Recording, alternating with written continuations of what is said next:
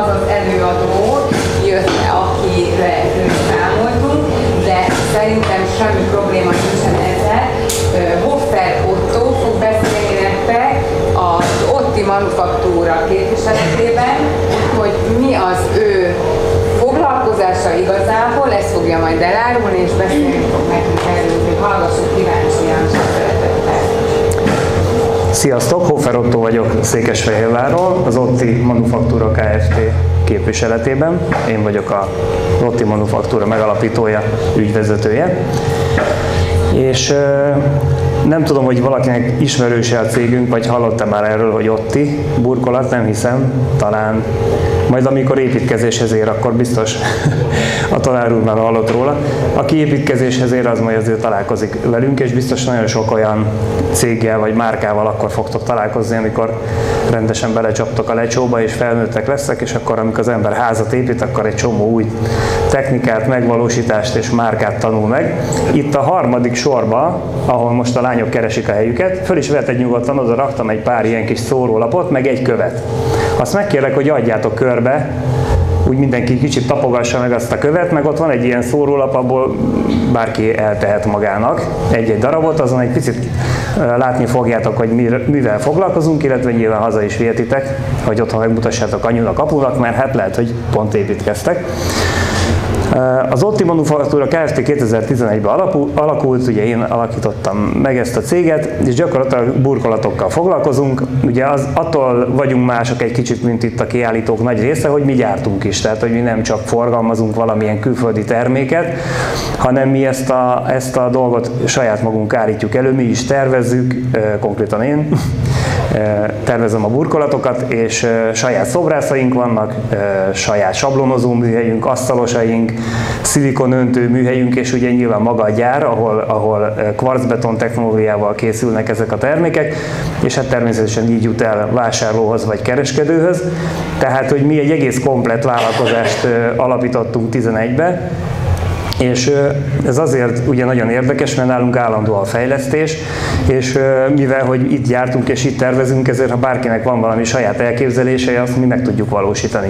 Főleg ilyen drusztikusabb burkolatokkal foglalkozunk, ami egy kicsit ilyen mediterrán életérzést ad, de hogyha valaki egy ilyen modernebb falpanelt, vagy burkolólapot, vagy térkövet járólapot akar elképzelni, létrehozni, azt is meg tudjuk valósítani. Ugye ez azért érdekes, mert rengeteg belső építész, tervező, építészköt kínálunk, és konkrét elképzeléssel vagy csak ötlettel jön, vagy esetleg teljesen a nulláról szeretne felépíteni egy bizonyos rendszert. Ezt még azért is mondom el itt az elején nektek, mert mi szoktunk szervezni ilyen gyárlátogatásokat, és azt nagyon szokták élvezni az iskolások, nem egyszer ilyen buszokkal, meg ilyen temérdek mennyiségben jelennek meg, vagy a gyárnál, vagy a boltunknál, bemutatótermünknél, vagy mind a kettő helyen. Akkor mi készülünk pogácsával, teával, azt nem mondom, hogy sörrel, borral, mert azt maximum utána, ha megbeszéljük, de ezek nagyon jó pofa gyárlátogatások szoktak lenni, és akkor tényleg az ember így szó szerint érzékelheti azt az anyagot alapanyag szinten is, tehát hogy meg tudod fogni a kavicsot, a homokot, a cementet, hát azt mondom, hogy pigmentet, mert tiszta dzsúva lesz mindenki, meg színes, de tényleg ilyen szintől az anyagtól egészen a késztermékig meg tudjátok tapasztalni, hogy miből készül egy ilyen burkolat, és azt meg tudjátok nézni a bemutatótermünkbe Székesfehérváron belül, felburkolva, mert ez konkrétan olyan bemutatótermünk, mint egy kastély, mint egy ilyen, tudom, ilyen provanszi, vagy egy ilyen mediterrán kastély, és ott minden ilyen életszerű, interiőrszerűen van elrendezve, tehát hogy valódi kanapé, tudom én, fotel, állólámpa, tehát tényleg egy valóságos környezetben láthatjátok meg. Én igazából készültem volna valami prezentációval, most akkor látnátok, hogy miről beszélek, de ha körbeadjátok azt a kis cetlit, akkor azon is úgy nagyjából látszik. És ha rákerestek a Google-be, hogy Otti, mint az Otto, 2 T-vel, akkor azok mi vagyunk. Én vagyok Hoffer Otto, a saját nevemet adtam a cégnek, ezért nem azért történt, mert akkora egóm van, hogy nem tudtam jobbat kitalálni, és mindenképp magamat reklámozzam, hanem ez egy ilyen kicsit ilyen angol száz modell. Az az ötlete, hogy amikor elmész Angliába vagy Írországba, ami a kocsmáknak, meg a puboknak a hazája, akkor a legjobb sörözők, meg a legjobb ivóhelyek mindig a tulajdonosról kapták a nevüket. Mindig John Ball Pub, meg Murphy's Pub, ugye ott mindig a Murphy a tulajdonos, az ő saját nevét adta hozzá. Meg a John Ball is az öreg John. adta a nevét hozzá, és akkor viszi tovább a család meg a fia. Ezért arra gondoltam, ha a saját nevemet adom a cégnek, akkor én nem megyek sehova. Tehát, hogy én ott vagyok. Én vagyok az Otto, én nem tudok ebből elmenekülni, és neked is egy biztonság, vagy nektek is az, vagy a vásárlónak egy biztonság, hogy aki adta valamihez a nevét, ugye milyen beszédes a magyar nyelv, hogy valamihez a nevemet adom, az azt jelenti, hogy én azt képviselem. Tehát biztos, hogy nem gagyizok, nem foglak átverni, és nem mehetek sehova, nem futhatok el a saját nevem elől. Úgyhogy ez volt a fő koncepció, ezért adtam a saját nevemet ennek a cégnek, és egy kicsit azért is, mert én nagyon sok mindennel foglalkozom ez mellett, régen is belső építészettel, tervezéssel foglalatoskodtam, valamint kiállító művész voltam, biológia rajztanárnak végeztem, de sose tanítottam. A tanárság az sose állt hozzám igazán közel, nem is azért, mert nem szeretem a gyerekeket, vagy nem szeretek tanítani, mert kifejezetten akár reggelig tudnék magyarázni egy adott tudományt, vagy egy olyan dolgot, amihez én értek és más nem, és szeretem továbbadni, csak én nem szerettem az iskola kereteit. Tehát diákként se szerettem, meg felnőttként se, de azért, mert egyszerűen egy művész ember az nem szereti a korlátokat. De van, akinek meg kellenek a korlátok, és az a jó nekik. És én magamban ezt felismertem, hogy én sose szerettem a korlátokat, ezért nem tanítottam, hanem már főiskolán is kiállító művész voltam, különböző kiállításokat szerveztem saját magamnak is nyilván, meg barátaimnak, tehát voltak egyéni, meg közös kiállításaink. És a festészetből az lett, hogy amikor lediplomáztam, akkor rájöttem, hogy ebből így megélni nagyon nehéz, valamit ki kell találnom. És akkor elkezdtem nem a diplomámat használni, hanem a tudásomat.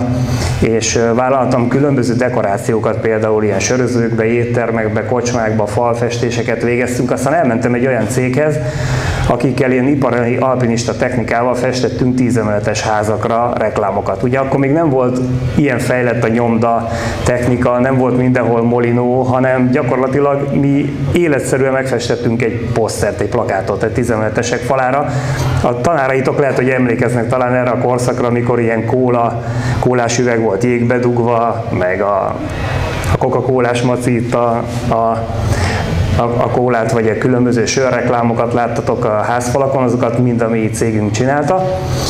Tehát mindig valami ilyesmivel foglalkoztam, valami olyan, hogy dekoráció, kötőjel, művészet, egyébként jó meg lehet belőle élni, csak ugye menedzselni kell magunkat. De ha ti megnézitek a saját életetekbe is, majd ez lesz. Bármi, amit tudtok, képviseltek, ahhoz egy jó alap az, hogy kaptok egy papírt, de a papírból nem lehet megélni. Ez már nem az a világ, ahol bemutatom az igazolványomat, és minden működni fog, hanem mindig saját magatokat kell majd menedzselni. Nyilván az, amit tudtok, és amit ahhoz hozzátesztek, az fog benneteket meghatározni az életben, meg hát most mondjam ilyen szép szó, hogy a piacon. Tehát most mindent árulnak, ez egy ilyen világ. De ez nagyon jó, mert ez a világ lehetőséget ad arra, hogy ti is megvalósítsátok a céljaitokat, meg az álmaitokat. Miért mondom ezt így külön, hogy a céljaitokat, álmaitokat? Mert én azt gondolom, hogy álmodni szabad, merni kell, meg tudni is kell. És az tök jó, hogy az ember álmodik, mert ugye az álomban minden olyan dolog megjelenik, ami nem reális. És ugye ettől egy kicsit félünk, mert egyrészt bizonytalanságot szül az, ami nem reális, ami az álmunkban van. Másrészt meg amikor reggel felébredünk, akkor azt gondoljuk, hogy ez az álom, ez egy béna, ez egy tévút, ez nem lehet, hát ilyen nincsen, ez nem normális. Pedig igen, hallgatni kell az álmokra, csak ugye azért vannak álmok meg célok, mert a célok annyiban mások, mint az álmok, hogy a céloknak vannak mértékegységei. Tehát ha valamit megálmodtatok magatokat, beálmodtatok egy helyzetbe, most mindegy, legyen az egy gazdagság csak, legyen az, hogy saját magadat hercegnőnek álmodod, stb. Ez igenis megvalósítható abban az esetben, hogyha céllá kovácsolod, tehát szó szerint elkezded felépíteni azt az álmod úgy, hogy ugye te vagy benne, az már az első szereplője megvan az álomnak, te vagy te.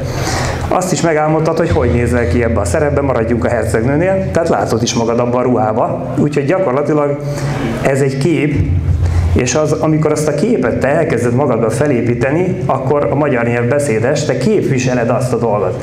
Van róla képzeleted, és amikor majd később ezt meg is valósítod, akkor különböző képességeket szerzel, amik ezt a képet létre fogják hozni. Higgyétek el, ez ilyen egyszerű, így fog működni. Tehát, hogy bármi, amit te megálmodtál, elképzelsz magadról, hogyha azt elkezded célokká avanzsálni, elkezded úgy felépíteni, hogy meghatározod annak a szereplőit, tehát egyrészt magadat, utána, hogy ki fog még segíteni az utadon, És azt is meghatározott, hogy milyen lépésekkel fogod azt létrehozni, és milyen időintervallumban, mert az idő is fontos, és hogy milyen eszközök kellenek hozzá, tehát hogy tanulni kell egy új papír, kell egy mentor, kell egy segéd, kell, hogy elmenjek valahova dolgozni 1-2 évig ahhoz, hogy megtanuljam azt a szakmát, azt a dolgot, azt a bármit, amitől én majd olyan leszek. És ez mind-mind meghatározható, ezért arra mindig figyeljetek az életetekben, hogy először kell egy álom, és merjetek álmodni, mert hogyha elkezdtek álmodni, akkor lesznek céljaitok. Ugye azért tanulni, hogy elmegyünk tanulni, hogy meg legyen a suli, meg valamit úgy is kell csinálni, aztán majd lesz valamilyen, elmegyek ide dolgozni az autógyárban, így is meg lehet élni, csak hogy az olyan élet, amikor csak úgy vagyunk. És akkor miért élünk? Azért, hogy legyen ennivaló, meg gyerek, meg férj, meg feleség, hát persze ez tök fontos dolgok, de ugye ennél mindig egyen fontosabb vagy te magad.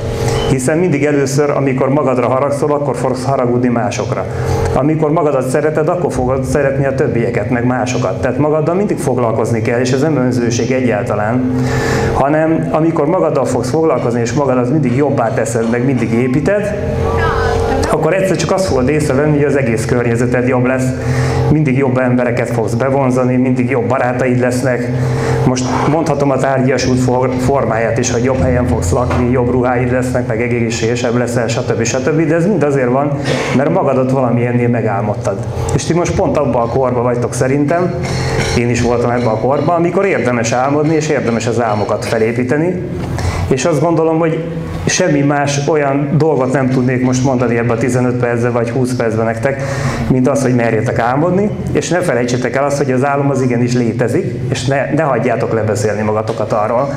Hiába azt mondják, hogy Kriszti, vagy nem tudom most kinek szóljak, te nem vagy normális. Hát az a jó, hogy nem vagy normális, mert ha normális lennél, akkor pont beleillenél egy olyan sablonképbe, amit szeretnének velünk elhitetni, hogy te egy átlagos ember vagy, csináld a dolgodat, itt van ennyi fizetés, ennyit kapsz, kész, ennyi jár. Tehát, hogy ebbe a cégbe 250 000 forintot lehet keresni, ebből kell gazdálkodnod, ebből kell megélned, és egész életedbe belekerülsz egy skatujába. És abban nagyon nehéz kilépni. És ugye az álmainkat mindig el akarják venni, mindig azt szeretnék, hogy te egy átlagos ember legyél. Nem az a jó, ha valami normális, az a jó, hogyha valami a normálisnál több egy kicsivel. Tehát, hogy mindig merjél álmodni, hidd el az álmaidba. Ha te rockstar akarsz lenni, hidd el, hogy lehetsz rockstar, simán. Még akkor is, ha nincs hangod. Mert amikor például valaki azt mondja, hogy ja, hát én nekem nincs nyelvérzékem, nekem azért nem megy az angol, azért vagyok gyenge, mert gyenge az angol tanár, meg úgy sincsen nyelvérzékem. Hát elmondom, hogy van nyelvérzéket. Például magyarul megtanultál úgy, hogy előtte semmilyen nyelvet nem tudtál, hanem babaként születtél, és senki nem tanította a nyelvtant, meg senki nem tanított szavakat, meg nem kellett otthon dolgozatokat írnod. Mégis megtanultál egy ilyen bonyolult nyelvet, mint a magyar. Ez egy nagyon nehéz nyelv a magyar. Van, aki egy külföldi ember van, hogy 10 évig tanulja.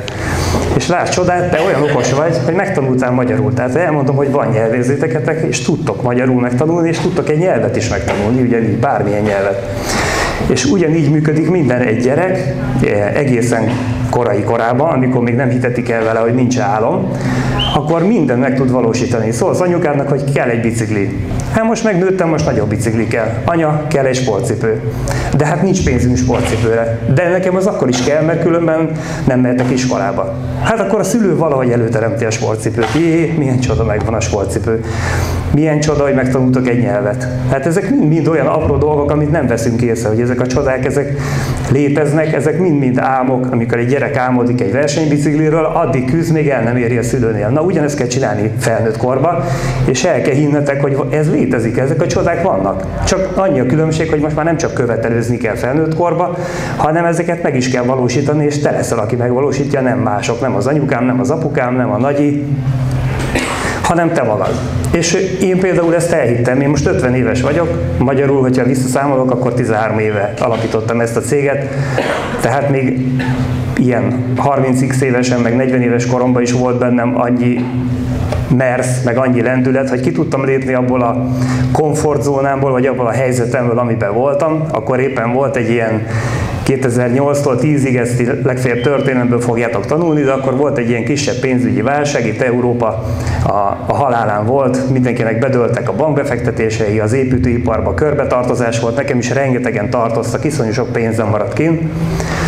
És akkor azon gondolkodtam, hogy mit csináljak ezzel a szituációval. Ugye tanárként végeztem, mint mondtam, tehát van egy olyan erkölcsi alap bennem, egy ilyen erkölcsi tartás, egy motiváció, hogy én olyat nem csinálok, hogy elmegyek és agyonverem azt az embert, aki nekem tartozik, és nem adja meg a pénzem. Tehát, hogy mondjuk ezt kipipáltam, mint nem járható út. Akkor nem járható út az se, hogy behajtó cégekhez megyek, mert hogy az megint mennyi idő, akkor lesz egy üres cég, jogi útja megint. Tehát egy csomó mindent ki kellett magamba szívülnöm, le kellett tisztáznom, de nagyon sok pénzem maradt kint. Tehát ilyen 8-10 millió forint egy évben, az akkor nagyon sok pénz volt. Most már lehet, hogy az emberek így nem is foglalkoznak ezekkel az összegekkel. De akkor mondtam a feleségemnek, hogy figyelj, én nem vagyok egy lúzer. Tehát én nem úgy születtem, hogy egy szerencsétlen ember vagyok, és majd mindig ráfogom az előző kormányra, hogy ő miatta van. Meg az előtti kormány, meg az előtti kormány, meg a körülmények, meg a környék, hanem én mindig azt mondtam, hogy segíts magadon, a Jóisten is megsegít. Tehát mondom, hogy szerintem két alapvető lehetőségünk van. Az egyik, hogy elmegyünk Amerikába. Mondom, például, amit én tudok, én meg tudok tervezni egy házat, egy kastély, kápolnát, ilyeneket csináltam, vendéglátóhelyet, bármit, tudok freskót festeni, tudok belső építész lenni, tudok kiállító művész lenni, elmennék New Yorkba egy galériába, bárhova. De mondom, ami nagyon tetszett, én jártam Amerikába, hogy voltam ilyen filmstúdiókban, mint az Universal Pictures, meg ezek a Paramount Pictures, ezeket megnéztük a filmstúdiókat, szenzációs jó. És iszonyú sok szakma találkozik, a világ összes tudása ott van egy ilyen filmstúdióban. A technika, a design, a mérnökipar, az építészet, és mindent gyorsan meg kell csinálni azonnal, és bármilyen anyagból, de határidőre.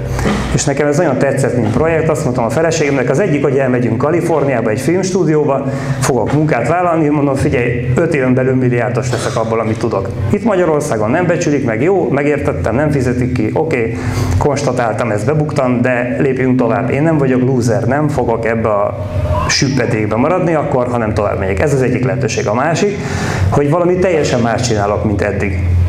Valami olyat, ahol nem a pénz a meghatározó, tehát ne legyek már egy olyan szorított helyzetbe, hogy engem anyagilag valaki így elkezd szorongatni, és nem enged ki egy ilyen perseiből, egy ilyen dobozból, mert én nem akarok normális lenni, nem akarok belekerülni ebbe az átlag posványba, hanem ebből lépjünk ki, akkor tervezzem meg a pénzügyi alapját. Na és akkor elkezdtem álmodni, mert tudatosan is lehet álmodni, tehát olyan is lehet, hogy az ember úgy fekszik el aludni, hogy elkezd valamin gondolkodni, mert most nem feltétlenül aludni akarok, hanem meg akarom álmodni reggelre, hogy mi akarok lenni, mit akarok csinálni a helyzetemmel.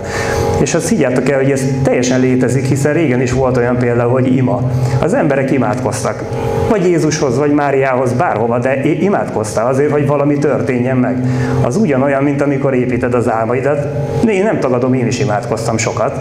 Voltak nyilván céljaim, elkezdtem képviselni azt, amit álmodtam, és elkezdtem felépíteni, és az alapvető tézis az volt, hogy fizessenek ki, mert ugye abban a helyzetben voltam 2009-10 környékén, hogy egy csomó ember nem fizetett ki, és ebből akartam kimenni ebből a szituációból, és akkor azt mondtam feleségemnek, figyelj, ha itthon maradunk, akkor a következő lesz. Valami terméket például létrehozni, valami olyan terméket vagy szolgáltatást, amit előre ki kell fizetni, vagy a kasszánál, mint a Tesco-ba a kenyeret. Ha nem fizeted ki a kenyeret, akkor nincs kenyér este, ilyen egyszerű. És szerintetek érdekli a Tesco tulajdonosát, hogy te kifizeted a kenyeret, vagy nem?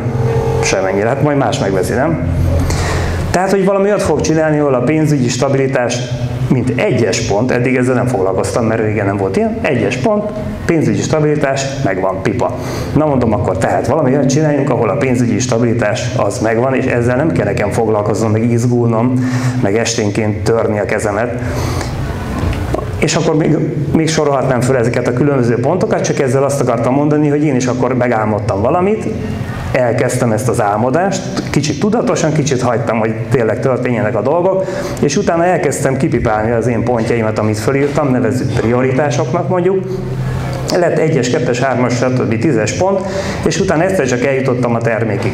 Egyszer csak eljutottam addig, hogy mit akarok csinálni. Még egy apró fontos eszemmel tényleg abba hagyom, hogy nem a terméket találtam ki először, ezt a burkolatot, hanem az életérzést. Az nagyon fontos. Az életérzést, amit akarok közvetíteni, egy értéket akarok adni. Mi az az érték, amit akarok adni? Egy olyan ház mondjuk, egy olyan lakás, vagy egy olyan vendéglátóhely, bármi, egy otthon, ahol egy vásárló jól érzi magát, barát, megrendelő, vagy aki fogja élni, és ő szeretne abban lenni. Valami olyat akarok átadni, amit én tudok így összesen, tessék, itt van, te meg arra vágysz, hogy megvegyed. Tehát benned vágyat érezzek, vagy vágyat keltsek, hogy te ezt akarjad magadnak. És akkor, amikor megvan ez az életérzés, nevezzük akkor álomnak, akkor ezt elkezdtem lebontani alkotó elemeire, így lett a termék. Tehát, hogy így felosztottam. Tudjátok mi az, hogy raster? Hallottatok, hogy rasterozunk valamit? Ilyen négyzetes az a raster, mint a kockás füzet. Tehát, hogy van egy kép, egy fotó mondjuk, és akkor úgy tudod mondjuk lemásolni a fotót, hogy berasterezed. Bekockázod, és akkor mindig itt egy kocka mondjuk 1x1 centi, az mondjuk az életben 1x1 méter. És akkor ezt a pici képet föl tudod nagyjá növelni, érted? Föl tudod osztani, ez létezik. Ugyanígy egy álmot is föl lehet rasterezni, az ősember is megette a mamutot, hát az úgy óriási állat, igaz? Hát nem lehet így megenni egy mamutot, de megette az ősember, csak ugye lassan, meg darabokba.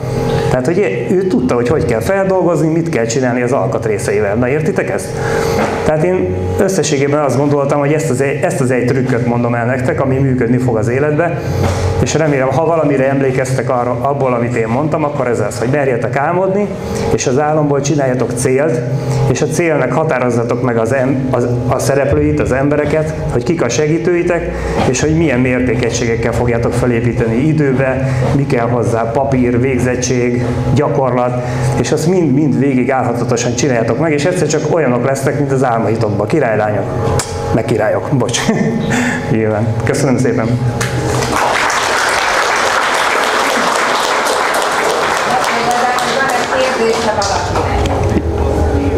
Bátran, nyugodtan gondoljuk rá, hiszen megtudjuk. A szakmátásban túl most egy kicsit olyan volt nekem, mint egy osztályfőnök során de hát nagyon tetszett. A betontechnológiáról reggelig tudok beszélni, ha valakit érdekel, csak akkor még maradunk. Ezért mondtam, hogy ha valakit nagyon érdekel tényleg így élet közeli élményként a burkolat, vagy a betontechnológia, akkor tényleg szívesen várunk bárkit. Rendszeresen jönnek hozzánk osztályok, de mindenféle korosztályból, tehát hogy tényleg általános iskolások, középiskola, szakközép szoktak jönni gyárlátogatásra, boltlátogatásra. Szerintem egy nagyon jó élmény, és szerintem Székesfehérvár egy jó város. Olyan szép, élhető. Van mit látni, eljöttök, ha kell, elviszem az osztály városlátogatásra. Mesélek nektek, hogy az ország első vasbeton temploma is Székesfehérváron van, és véletlenül ott volt az esküvő. Utána tudtam meg, hogy ez az első, ez a Jézus Szíve templom, Bori Jenő tervezte egyébként, a szobrász, és az ország első vasbeton temploma. Na, még arról is mesélek, a régi betonról, ha akarjátok. Nagyon érdekes lett a Bori Jenő kollégám. Igen? De jó? Igen. Azt, pedig az nem gyakori. Köszönöm szépen. Ha nincs kérdés, akkor köszönjük szépen.